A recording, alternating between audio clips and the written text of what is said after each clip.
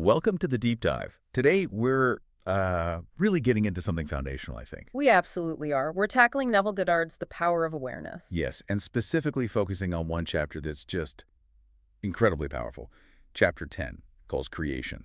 It's definitely a challenging one, but yeah, incredibly rewarding if you stick with it. Our mission today, really, is to get past the surface level, usual positive thinking stuff, Right. and instead grapple with this really profound, almost paradoxical idea Goddard presents, that creation isn't something happening now, it's already, well, it's finished. Finished, yeah, that's the hook right there. Because for anyone who's ever, struggled with manifesting something, feeling like you have to constantly push or strive. Which is most people, let's be honest. Absolutely. This chapter just flips that completely. It says all that effort may be unnecessary. Right. Because the thing you want, and actually every possibility, it already exists. Precisely. And that requires a huge shift in how we think about reality, like moving away from that standard linear clock time view of the world. If you really absorb what the source material is saying, manifesting stops being this difficult, ongoing act of creating something from scratch. And becomes... It becomes more like a simple, quiet act of recognition, of choosing. We're looking at reality through the lens of your inner awareness, where time isn't flowing like a river. It's more like a vast, already completed landscape. Okay. Let's unpack that, Yeah. that core idea. Because frankly, it sounds completely mind-bending. Creation is finished. I mean, you just look outside, right? You see change everywhere. Yeah. Buildings going up, people starting new jobs, seasons changing. If creation is truly finished, what does that actually mean for all this constant change we see and experience? Right, that's the natural first question. And the source material is actually quite specific about it. When it says creation's finished, it means the entire contents of all time and space. Wow. Everything humanity ever was or is right now or ever will be, it all coexists together right now. So my past self, my future self. They exist now, along with your present struggles, your future successes, everything, all simultaneously present in what Goddard termed an infinite and eternal now. Okay, hang on. If we accept that, even just for a moment, doesn't that bring up some heavy philosophical questions like predestination? Yeah. If every single event is already fixed, just sitting there in this eternal now, where does free will fit in? Are we just puppets playing out a script? That's exactly the tension, isn't it? And the source does address it. It kind of anchors the idea historically, even pointing to scripture. Passages like Isaiah talking about declaring the end from the beginning. Okay. It's framed as this ultimate statement of completed potential. But here's the crucial bit, the nuance. The totality of all possible events, all potential timelines might be finished, yes. But your experience within that totality, that's where the choice comes in. Okay, so the choice isn't what gets created. No. It's which part of the already finished creation you choose to step into, to experience. Exactly. That distinction changes everything. So what we normally call creativeness, coming up with a new idea or building something. Yeah.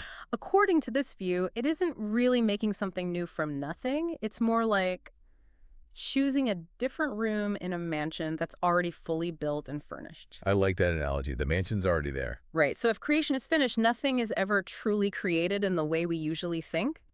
The act we're performing, it stops being creation and becomes something more like, Goddard calls it a deeper receptiveness. Deeper receptiveness. You're not a generator puffing new things into existence.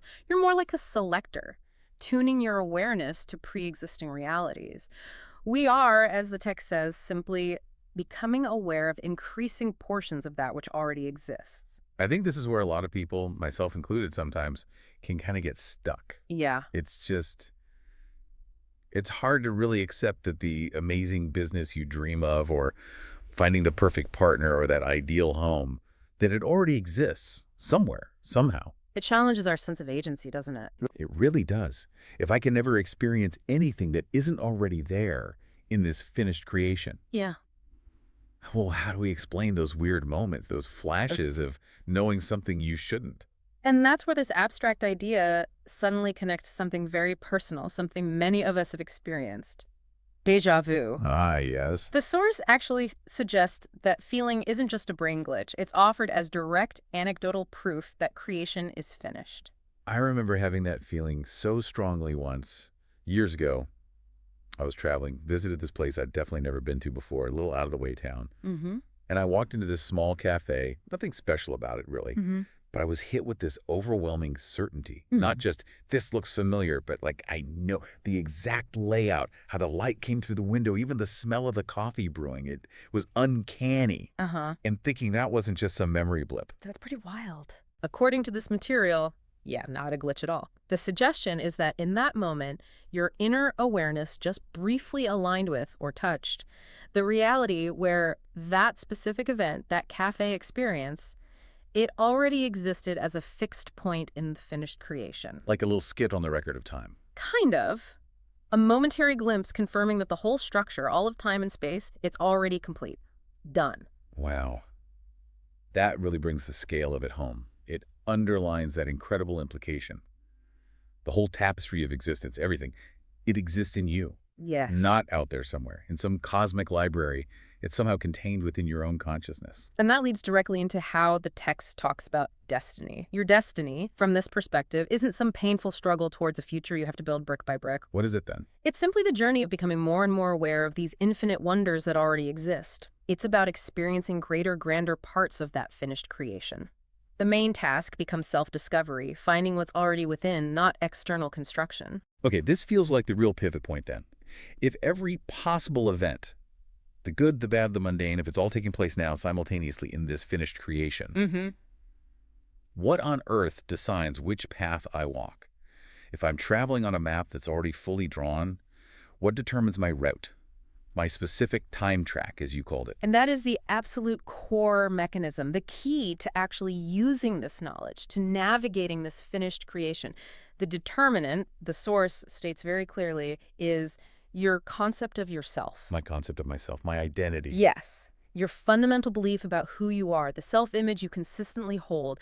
That concept acts like a magnetic filter, maybe. Yeah. It dictates the specific route your attention follows through that infinite landscape of existing events. Okay, so if creation is this huge multi-dimensional map of every possible thing that could ever happen, Yeah. my self-concept isn't just telling the GPS where I want to go. Mhm. It's actually filtering which roads even show up on the map for me. Yeah. It decides what I even notice. Exactly right. It decides what you pay attention to and therefore what you experience as reality.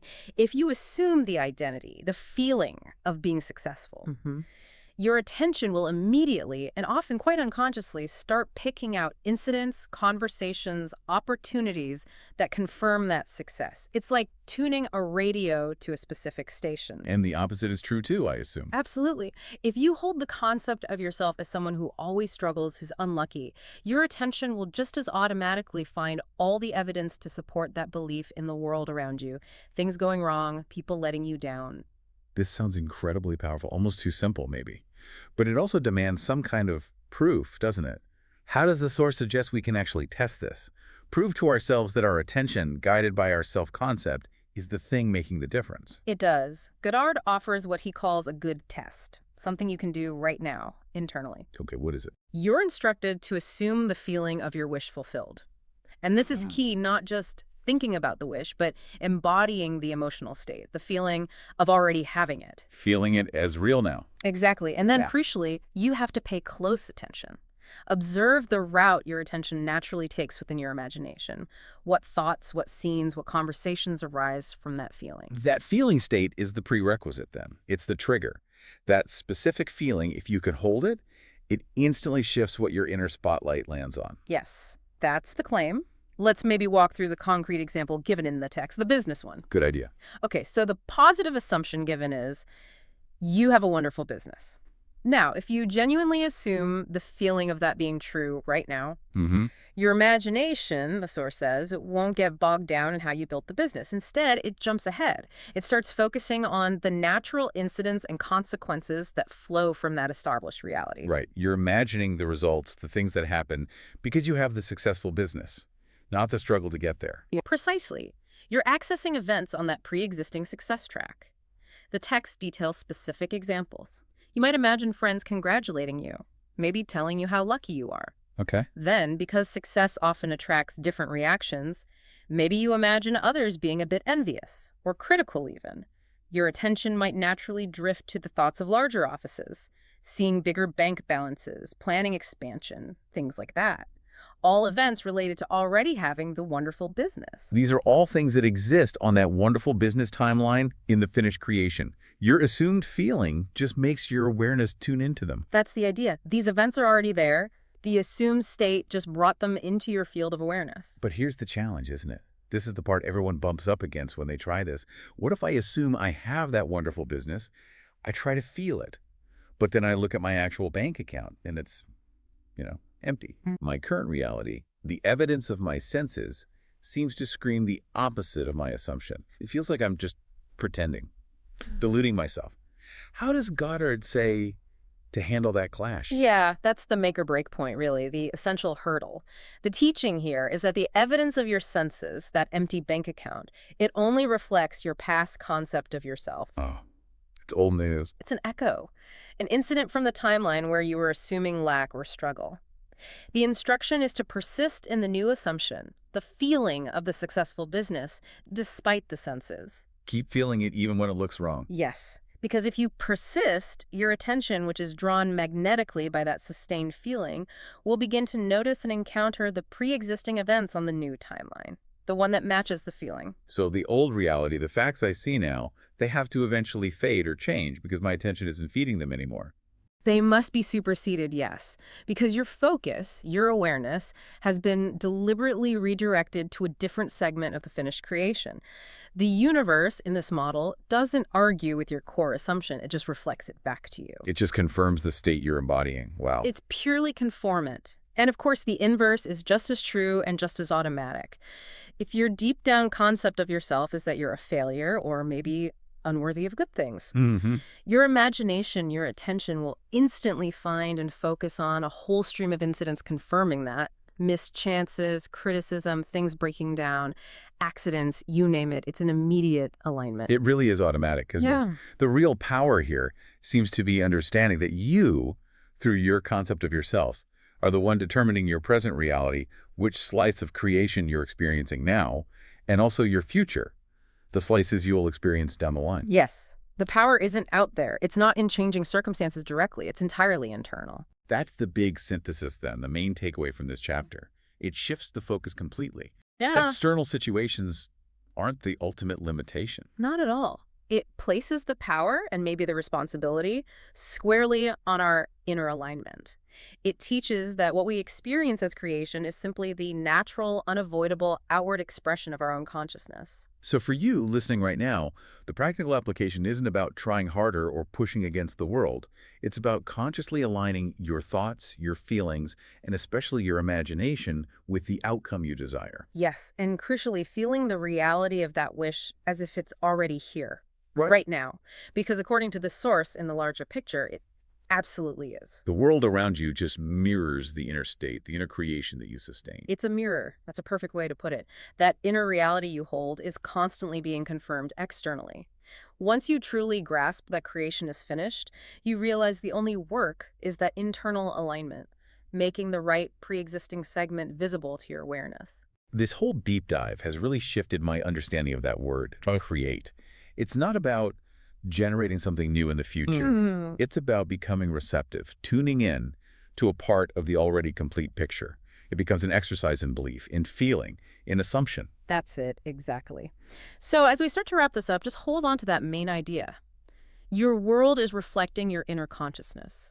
By consciously choosing and feeling your desired state as real now, you effectively select and bring that segment of the infinite finished creation into your tangible experience. Okay, but before we finish, we always like to leave you with something to think about, something provocative that maybe sets up further exploration. Right, so if we accept this premise, just for consideration, if the whole of creation truly exists right now in this infinite and eternal present, and your only real task is to become increasingly aware of different parts of it, then why is it often so incredibly difficult for us to maintain that feeling of the wish fulfilled? What's stopping us? Yeah, what's the blockage? What kind of the source uses the term interference.